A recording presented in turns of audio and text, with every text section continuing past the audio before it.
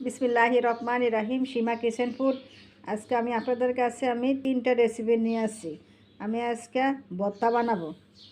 এখানে আমি লটকা শুটকি নিয়ে আসি, লটকা শুটকির ভর্তা বানাবো। আর এখানে যে কালিজিরা আর যেখানে এই যে চিংড়ি মাছের শুটকি দিয়ে আমি তেলে ভর্তা বানাবো। এখানে যে শুকনা মরিচ, এই যে রসুন, পেঁয়াজ, এই যে ভর্তার সাথে একটু রসুন একটু বেশি দিতে হয়, তাই একটু রসুন নিয়ে গেছি। আর এখানে নিয়ে এসেছি আমি পেঁয়াজ।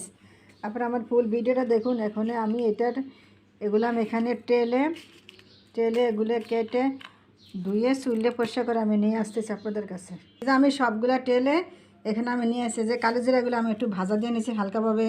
তারপরে এই যে শুটকিগুলা, চিংড়ি মাছের শুটকি, এই যে লটকা শুটকি, তারপরে এই যে মরিচ, আবার এই যে পেঁয়াজ রসুন আমি এভাবে একটু টালা দিয়ে নিচ্ছি আর কি। এখন আমি ভর্তা বানাতে চলে যাচ্ছি। এই দেখেন আমার ভর্তাটা হয়ে গেছে। দেখেন এটা হচ্ছে কালিজিরার ভর্তা, এটা হচ্ছে চিংড়ি মাছের ভর্তা, এটা হচ্ছে যে আমি এই যে লাল মরিচ আর কি, এটা আমি ভাজি না, কোনো কিছু করি না, রসুনও ভাজি না, তাই আমি এইখানে বাইটা নিচ্ছি আর। কিন্তু তার আগে এটা আমি আপনাদেরকে দেখাচ্ছি না। আর এটা হচ্ছে যে লটকা শুটকির ভর্তা। দেখছেন কত সুন্দর। আমার ভর্তাটা যদি ভালো লেগে থাকে আপনারা আমার মতন এইভাবে ভর্তাটা বেনে